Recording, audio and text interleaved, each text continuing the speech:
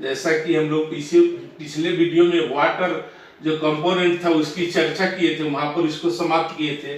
अब अगले वीडियो में हम लोग चर्चा करेंगे बैलेंस डाइट। बैलेंस डाइट को हिंदी में हम लोग बोलते हैं संतुलित भोजन।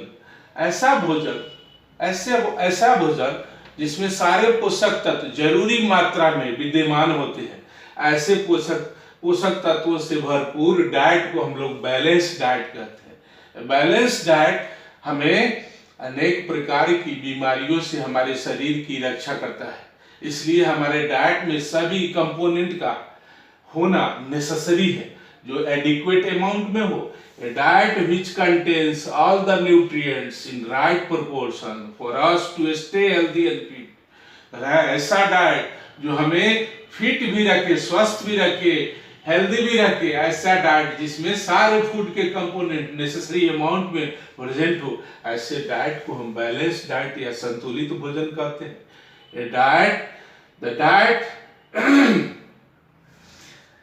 The composition of a balanced diet varies based on the age, physical activity and health of the person. बच्चे को जो भोजन दिया जाता है वो उसके उम्र के अनुसार दिया जाता है। जो ओल्ड एज पर्सन होते हैं उनको उनके उम्र के अनुसार जो डाइटिशियन होते हैं वो डाइट प्रोवाइड करते हैं। तो अलग अलग उम्र, अलग अलग एज वर्ग के लोगों के बीच अलग अलग बैलेंस डाइट होता है। ये बैलेंस डाइट का चयन उम्र के अनुसार, शारीरिक स्थिति के अनुसार और आदमी की के उम्र के अनुसार इसका निर्धारण किया जाता है। इसके आगे हम लोग अब चर्चा करेंगे डेफिशिएंसी डिजीज। वैसे डिजीज जो न्यूट्रिएंट्स की कमी के कारण, पोषक तत्व की भोजन में लंबे समय तक अभाव होने के कारण ये डेफिशिएंसी डिजीज होते हैं। इनको हम रोक सकते हैं डेफिशिएंसी डिजीज को, लेकिन इसके लिए हमें भोजन में सारे पोषक तत्वों का जो जरूरी मात्रा है वो होना चाहिए।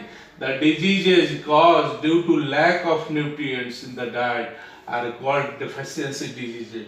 ऐसे रोग जो भोजन में पोषक तत्वों की कमी के कारण होते हैं, ऐसे अनेक प्रकार की बीमारियां हैं जो भोजन में पोषक तत्व की कमी के कारण होते हैं, जैसे नाइट ब्लाइंडनेस, रतौंधी जो आई साइट का डिजीज है, बेरी ये ब्रेन नर्वस सिस्टम की बीमारी है, स्कारवी ये चमड़े का डर्मेटाइटिस है, चर्म रोग है, और रिकेट्स जिसमें हड्डियां कमजोर हो जाती है और सॉफ्ट हो जाती है, जिसके कारण बार बार ये टूटने लगता है। ये आगे हम लोग चर्चा करेंगे। इस चर्चा में हम लोग 3 भागों में बांटेंगे। पहले कॉलम में न्यूट्रिएंट्स को रखेंगे, दूसरे कॉलम में डेफिशिएंसी डिजीज को रखेंगे, और तीसरे कॉलम में उसके क्या क्या सिम्टम है, लक्षण है, कौन से लक्षण के द्वारा हम लोग बता पाएंगे कि कौन सी बीमारी है। हर बीमारियों में का शरीर में अलग अलग लक्षण होता है। सबसे पहले हम लोग न्यूट्रिएंट्स की चर्चा करेंगे। इसमें पहला होगा कार्बोहाइड्रेट्स को और फैट्स को हम लोग एनर्जी गिविंग न्यूट्रिएंट्स भी कहते हैं। कार्बोहाइड्रेट्स और फैट्स एनर्जी गिविंग न्यूट्रिएंट्स है, और जब कार्बोहाइड्रेट्स की मात्रा लंबे समय तक हमारे भोजन में हो जाती है तो इससे एक डिजीज डेफिशिएंसी डिजीज होता है, जिसे मैरेस्मस कहते हैं। इसके क्या लक्षण है? कार्बोहाइड्रेट की कमी होने से सेवर मसल वेस्टिंग, हमारे मसल्स में क्रैम्प आ जाता है, स्टंटेड ग्रोथ, हमारा उचित डेवलपमेंट नहीं होता, हमारी लंबाई कम हो जाती है, हमारे शरीर का विकास रुक जाता है। इसके आगे है प्रोटीन्स एंड कार्बोहाइड्रेट्स। दोनों न्यूट्रिएंट्स एक साथ जब शरीर में भोजन में कमी हो जाए दोनों न्यूट्रिएंट्स का, तो इससे क्वेसर-कोर की बीमारी होती है। इस क्वेसर-कोर की बीमारी के लक्षण क्या है? तो इसमें हाथ पैर पतले हो जाते हैं, थिन लिम्स, स्लो ग्रोथ, इसमें ग्रोथ धीमा हो जाता है, शरीर का ग्रोथ और डेवलपमेंट, स्लीपलेसनेस, इसमें आपको नींद का अभाव हो जाता है जब इसकी प्रोटीन और कार्बोहाइड्रेट की कमी होती है। वेट लॉस, शरीर का वजन कम हो जाता है। And loose fold of the skin etc, और चमड़े ढीले पड़ जाते हैं, जो मसल्स से स्किन टाइटली अटैच होता है वो लूज हो जाता है प्रोटीन और कार्बोहाइड्रेट की कमी से, और इसमें क्वेसरकोर की बीमारी होती है। अगला जो न्यूट्रिएंट्स है वो है विटामिन ए। विटामिन ए की कमी से नाइट ब्लाइंडनेस होता है, जो क्या करता है, इसको रतौंधी कहते हैं हिंदी में। ये ऐसा डिजीज है जिसमें आई साइट में डिफेक्ट आ जाता है, poor vision in dim light.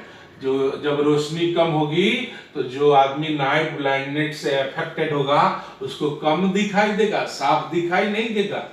इसके आगे वाला न्यूट्रिएंट्स है विटामिन बी1। विटामिन बी1 की कमी होने से एक डेफिशिएंसी डिजीज है बेरी। ये इसके लक्षण शरीर में पाए जाते हैं। इसमें क्या होता है, वीकनिंग ऑफ मसल्स, इसमें मांसपेशियां कमजोर हो जाती है। डीजेनरेशन ऑफ नर्व सेल्स, इसमें जो नर्वस सिस्टम है, नर्व सेल्स हैं, इसमें इनमें डीजेनरेशन आ जाता है, ये कमजोर होने लगते हैं, नर्व सेल टूटने लगता है, डिजेनरेट होने लगता है। अगला न्यूट्रिएंट्स है विटामिन बी12। विटामिन बी12 की डिफिशियंसी से पेलेग्रा बीमारी होती है। इस बीमारी के सिम्टम है, इस बीमारी में इन्फ्लेशन ऑफ स्किन, क्या होता है, inflation of skin, diarrhoea and memory disorder. इस बीमारी की कमी, विटामिन बी12 की कमी से पेलेग्रा बीमारी होती है। और इसमें होता है क्या, इन्फ्लेशन ऑफ स्किन, हमारे चमड़े में क्या हो जाता है, जलन होती है, चमड़े में जलन होता है, डायरिया होती है, बार बार डिसेंट्री और डायरिया होगा, और पढ़ी हुई बातें, जानी हुई बातें हम तुरंत भूल जाएंगे। इसका नेक्स्ट न्यूट्रिएंट्स है विटामिन सी। विटामिन सी की कमी से एक डेफिशिएंसी डिजीज स्कर्वी होता है, जो डर्मेटाइटिस है, चर्म रोग है। इसमें क्या होता है, इसका सिम्टम क्या है, क्या लक्षण है, तो ब्लीडिंग गम्स, इसमें मसूड़े से खून आता है। डिलेड वुंड हीलिंग, इसमें अगर किसी कारण से हम इंजर्ड हो जाए और घायल हो जाए और घाव हो जाए, हमें वुंड हो जाए, तो ये घाव धीरे धीरे भरता है विटामिन सी की कमी से। एंड इंटरनल ब्लीडिंग, और विटामिन सी की कमी अगर हमारे शरीर में ज्यादा होगी तो शरीर के अंदरूनी भागों में रक्तस्राव होने लगेगा। जितने खट्टे फल हैं, हम आगे पढ़ेंगे कि जितने खट्टे फल हैं उन सबों में विटामिन सी पाया जाता है। इसलिए हमें स्कर्वी से बचने के लिए विटामिन सी से भरपूर खट्टे फलों का सेवन करना चाहिए। अगला न्यूट्रिएंट्स है विटामिन डी। विटामिन डी का नेचुरल सोर्स है सनलाइट, जैसा कि हम जानते हैं। विटामिन डी के अंदर कैल्शियम और फास्फोरस होता है, जो हमारे हड्डियों को, दांतों को मजबूत बनाता है। विटामिन डी की कमी से रिकेट्स होता है। ये रिकेट्स ऑस्टियोपोरोसिस, ये रिकेट्स जो है हड्डियों का रोग है। इसमें क्या हो जाता है, तो वीकनिंग ऑफ बोन्स, इसमें हमारी हड्डियां बहुत ही कमजोर हो जाती है, ब्रिटल हो जाता है, जल्दी जल्दी हमारी हड्डियां टूट जाती है, फोल्ड कर जाता है, सॉफ्ट हो जाता है। और सबसे लास्ट आज जो हम न्यूट्रिएंट्स की चर्चा करेंगे वो है विटामिन के। विटामिन के का हमारे भोजन में होना जरूरी है। अगर विटामिन के पर्याप्त मात्रा में हमारे डेली डाइट में शामिल नहीं होगा तो इससे क्या होगा, तो ब्लीडिंग डिसऑर्डर। इससे क्या होता है, हमारे शरीर से जरूरत से ज्यादा रक्तस्राव होगा। कब, जब हम किसी एक्सीडेंट में इंजर्ड हो जाएंगे, किसी दुर्घटना में हम घायल हो जाएंगे, उस समय अगर हमारे शरीर में विटामिन के पर्याप्त मात्रा में मौजूद नहीं होगा तो हमारे शरीर से अनियंत्रित रक्तस्राव होगा। इसके कौन कौन से सिम्टम है, तो लिखा हुआ है डिलेड ब्लड क्लॉटिंग, इसमें खून देर से जमता है। इससे क्या होता है, आदमी का मृत्यु, डेथ भी हो सकता है अत्यधिक रक्तस्राव के कारण।